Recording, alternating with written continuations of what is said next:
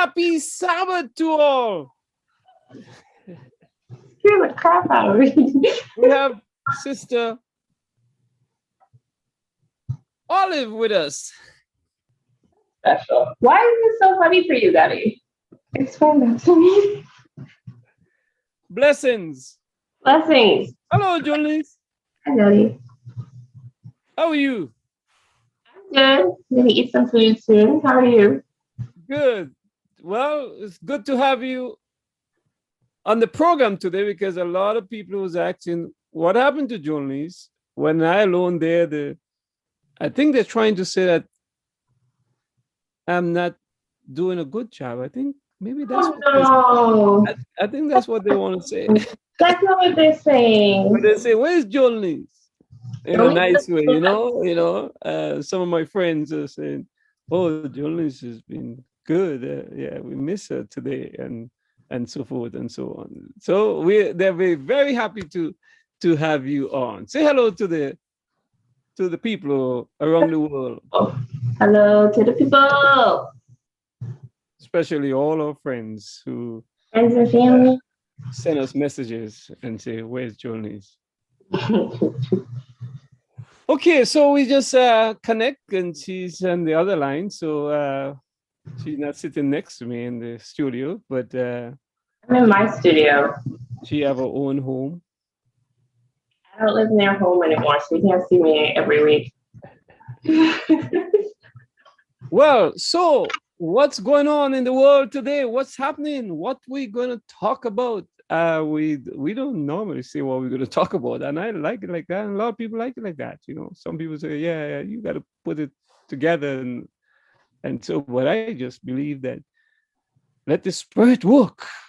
I like structure. There's structure in the spirit too, Daddy.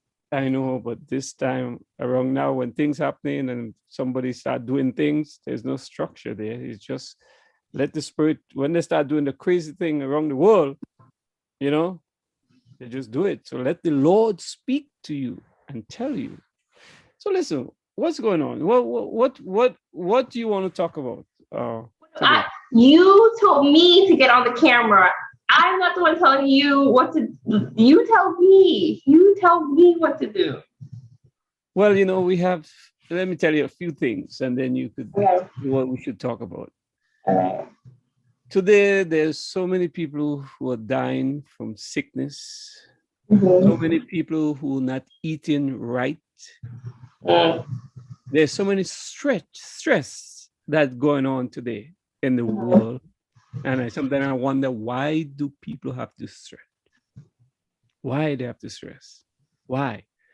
And I think there's answer to those questions. And then you have families, husband and wife, who are divorcing, children they're leaving their parents' home and shacking up with other folks. And there's so much things going on that we could help someone. There are people out there who need a word, of encouragement. There are people out there, and then you have some people call it poverty in these other countries. Some of these other countries that people, well, I like to say, I don't like the word poverty. I like you to say poor, because the Bible tells us about poor. The Bible also says that we'll have the poor among us always. And that's why the Lord bless you so that you could help the poor. Right. And so we have in some of these countries around the world, there are people who are starving. I mean, there are some other countries like the Caribbean islands, like my country, St. Vincent, they plant a lot of food, so they always have food there. So I always tell people there's nobody starving in St. Vincent because there's so much food. And then you like to get some of that food there. Eh? I would love to listen. Send up the food. Send the food. Yeah, the roast bread food. Yes. And the dashing. Send it up. Yes, and the farine and the doughboy. Keep the ferret. And the baked bread and like my friend Bester Fish. make some of those special things. Fish. Send up. Yeah, and then so we have the poor.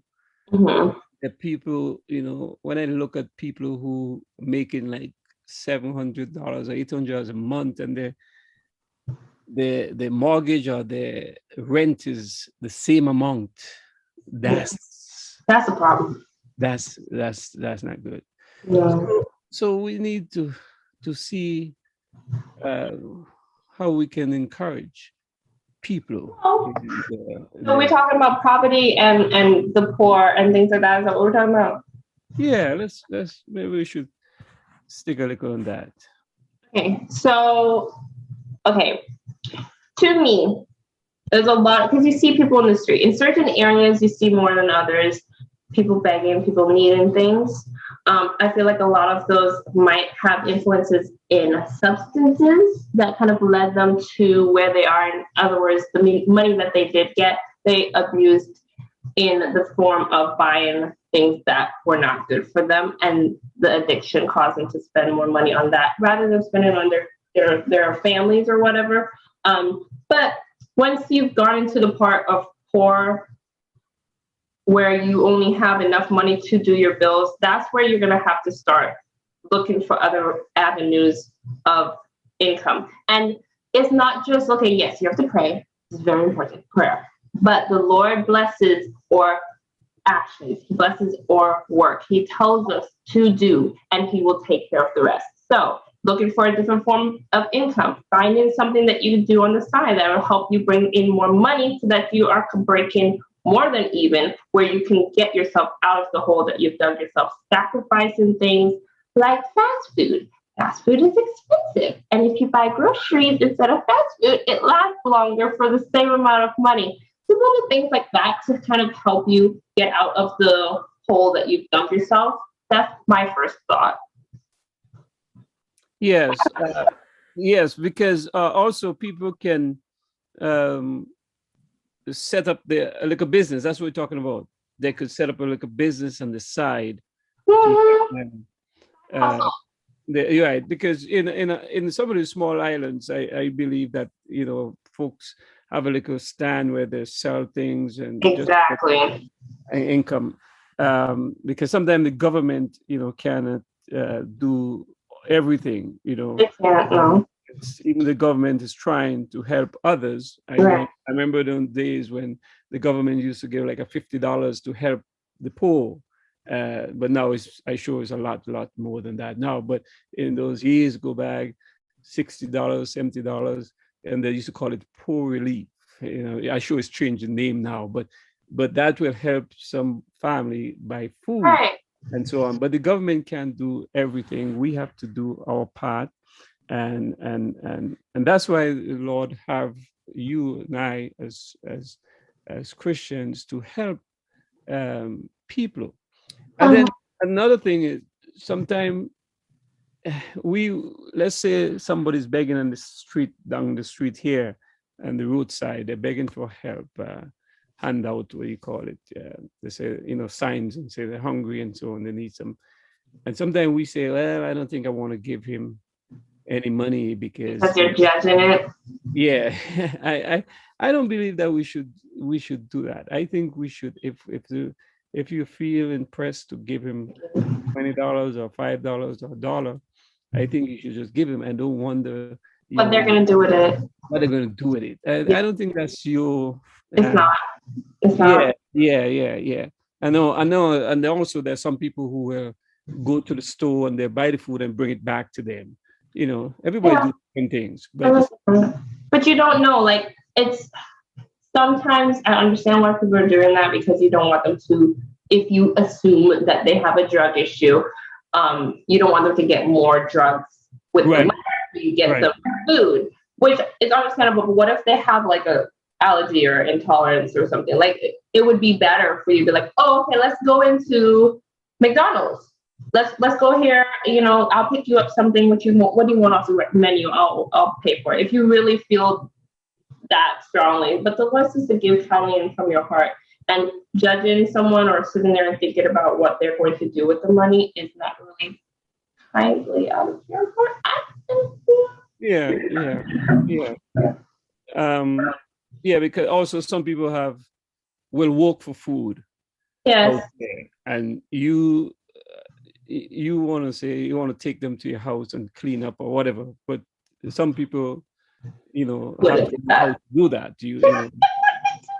I mean, if you have, some people might have, security around them or something to do it, but some people say I work for food, and if you could give them a job like that. But in these big countries here, it might be, difficult to do Right. that. But in those small islands that everybody know each other, and so I think that could be done. You could give them a job, take them to your land, and let them help you. Right. Yeah, if you build in a house, you could let them come and make some cement and so on. Things like that, Yeah, sure. I mean, that's easy on the islands, maybe a but little harder in but the American. yeah, yeah. Okay, you don't know who that person is. That person could be Yeah, a it's serial hard. serial killer, or a It's rapist. You it's never know. hard. Right? So that's It's why you have to be careful. We know that, yeah.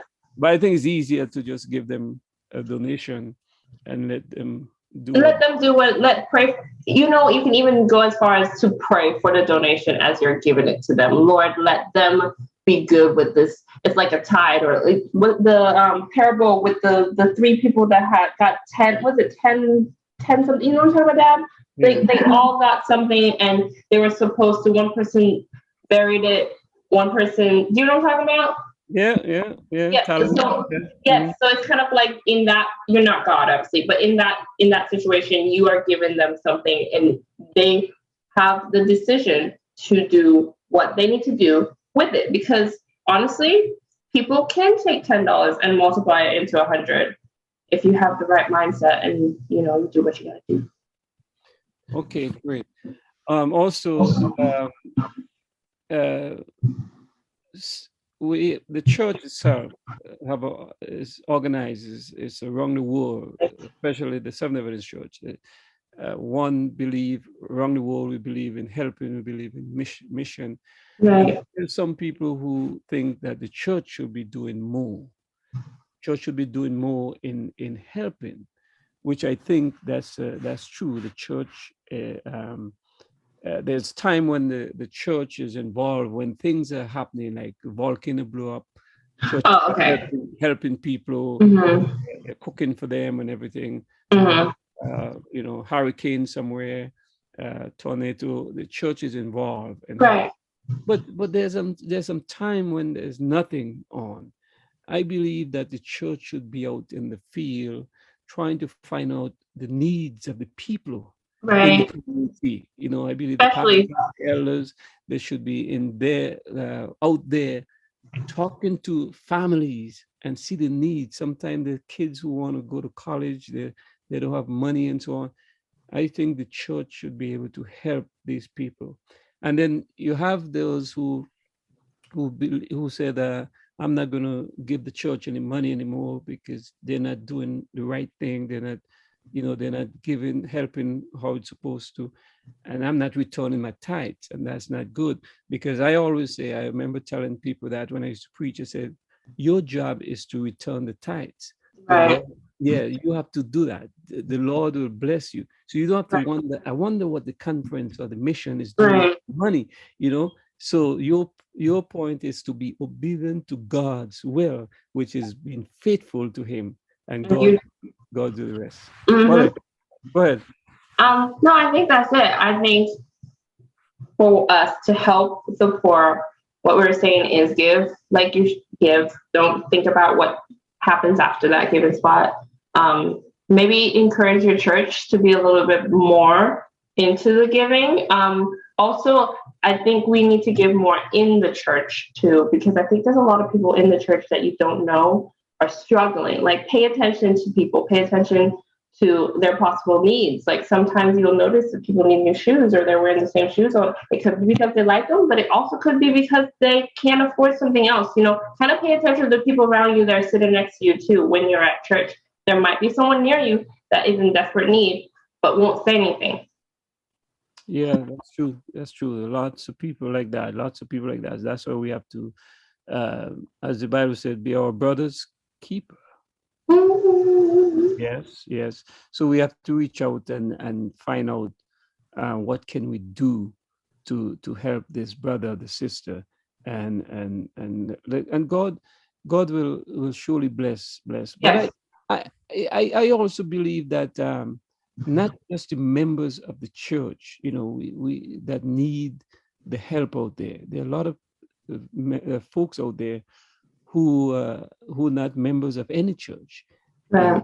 and that I'm trying to say the church should be out there Reaching out. to those people. And that's, you see, before you preach the gospel, what Jesus did, Jesus went out and feed the Right. people, Right. with physical food, Right. and then he preached the gospel to them. So I think that's the best way how we should to go there and share. It's like right now, let's say in St. Vincent that we had the volcano erupted, right?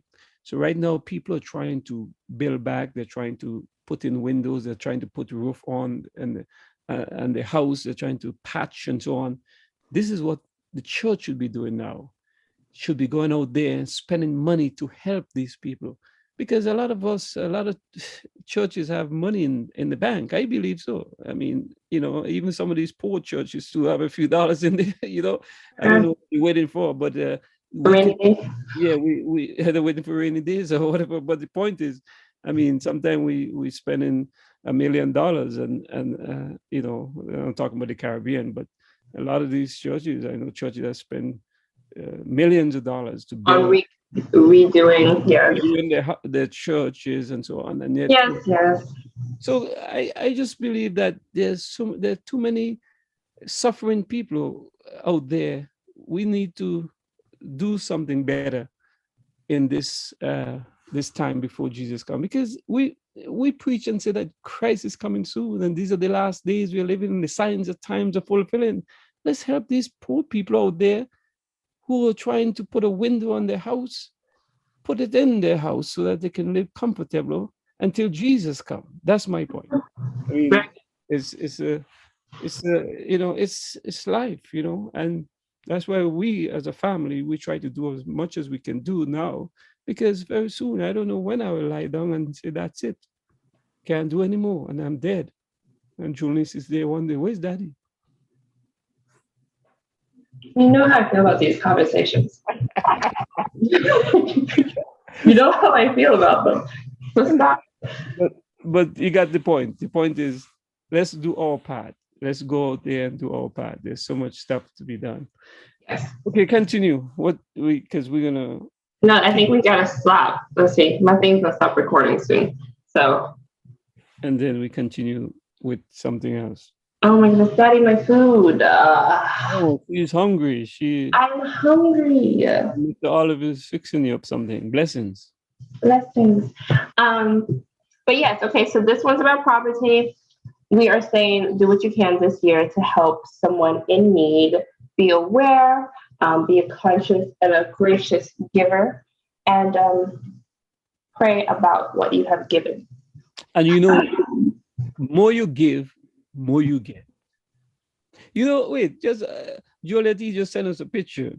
And it's an old picture with when my wife and I first came to America, we had 2 suitcases. We came to America with 2 suitcases. And that picture reminds me of you come into the world with nothing. Right.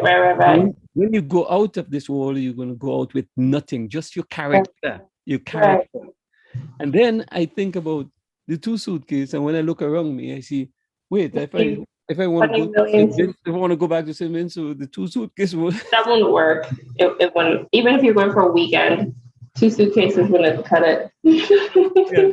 So, but the point I'm trying to say that a lot of times we're trying to put up, and until we got so much that finally we die and we can't see it. It's gone. I mean, it's you gone. You're dead until the resurrection. But the whole point is you come into this world empty-handed, and you're going to go out empty-handed.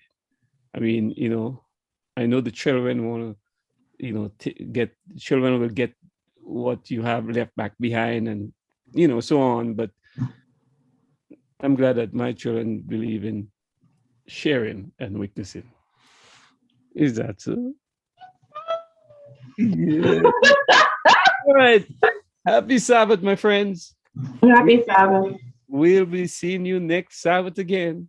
And we're so glad that Julius will be with us again. Blessings. I don't know what you're talking about, first off.